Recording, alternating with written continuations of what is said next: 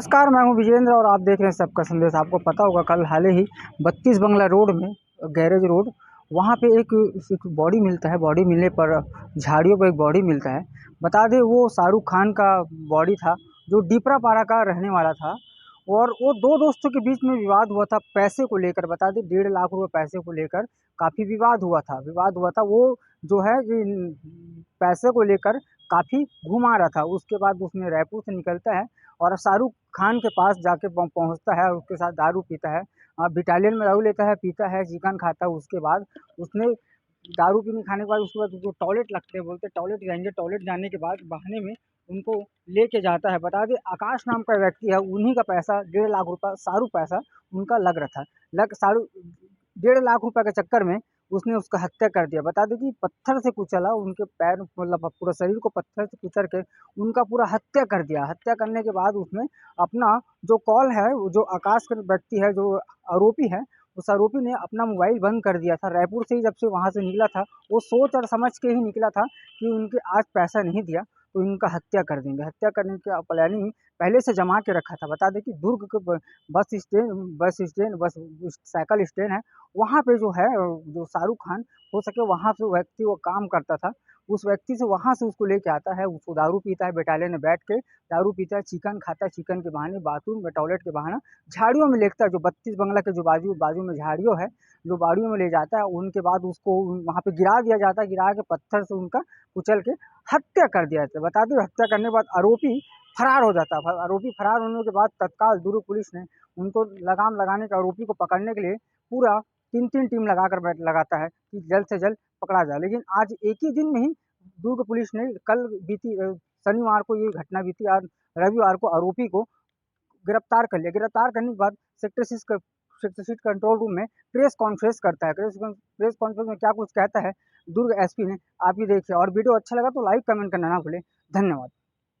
है कि कल करीब 11 बजे के आसपास वाइसे ब्रिज के नज़दीक में रेलवे लाइन के पास एक अज्ञात बॉडी मिली एक नवयुवक की। जैसे ही हमें सूचना मिली, दुर्ग पुलिस ने तत्काल मौका वारदात पे गई और मौका वारदात पे बहुत सूक्ष्मता से सीन ऑफ क्राइम का निरीक्षण किया।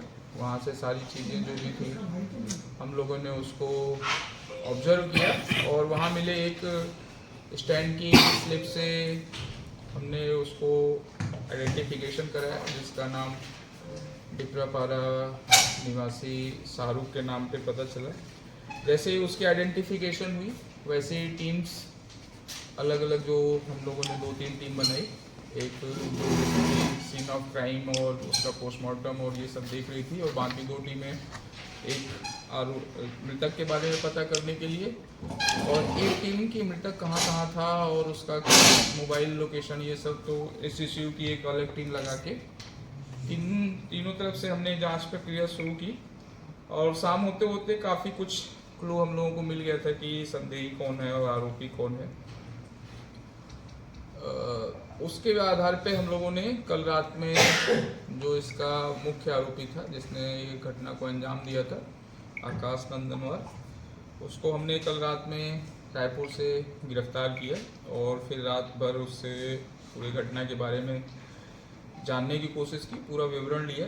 तो ये निकल के सामने आया कि जो आरोपी है वो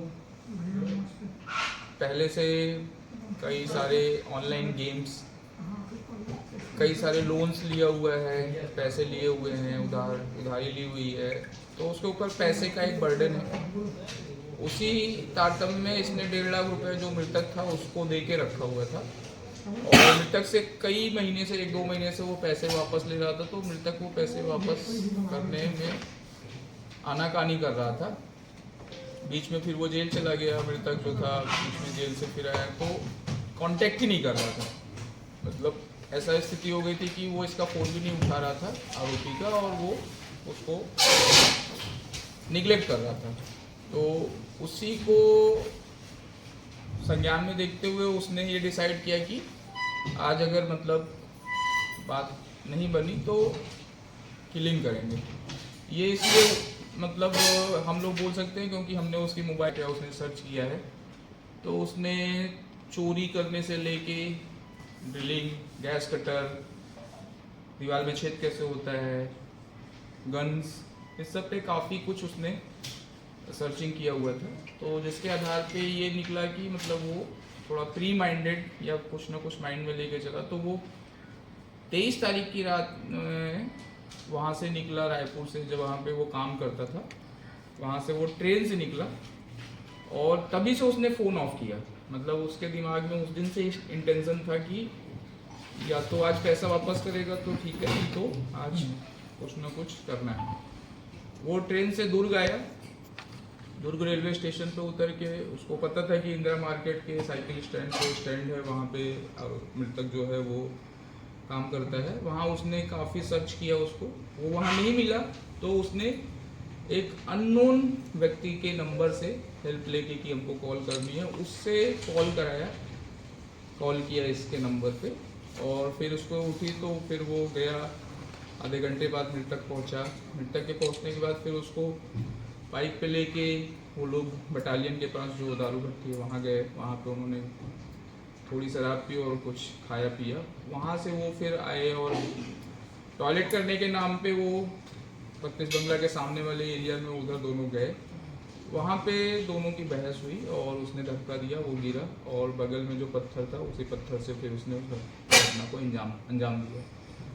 तो टोटल इतनी घटना थी। अभी आरोपी को हमने अरेस्ट किया। आरोपी को अरेस्ट करने के बाद फिर जो मोबाइल मृतक का था वो उसके पास से जब्त हुआ। जो तत्काल उसने मरने के बाद उसका मोबाइल उठाया, मोबाइल ऑफ किया।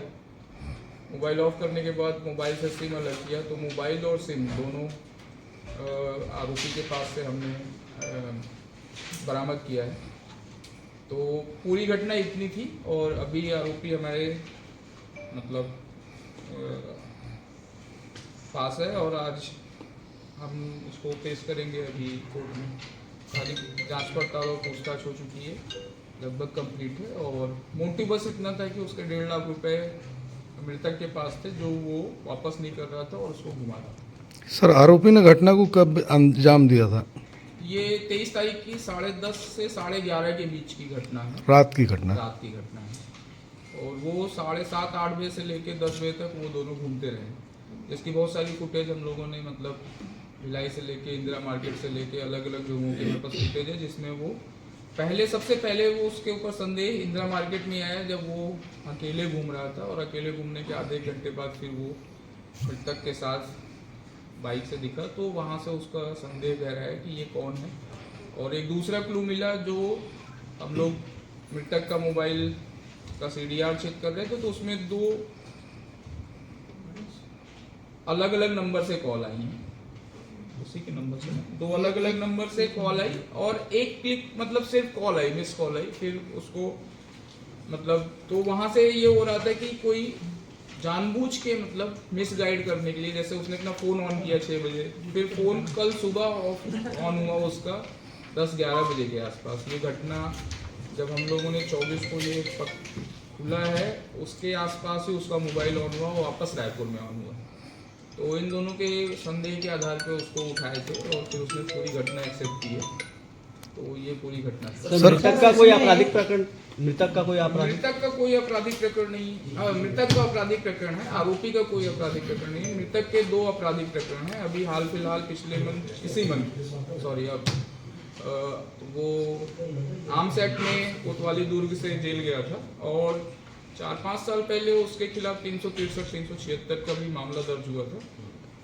शायद वो मामला जिस लड़की से उसने बाद में शादी कर ली उसके संदर्भ में था, तब वो लड़की नाबालिग थी। 5-6 साल सर, आरोपी कहाँ का निवासी है, कहाँ से पकड़ा गया? आरोपी रहने वाला दुर्ग का है, जयंती नगर का, बट पकड़ा गया है उसको रायपुर में।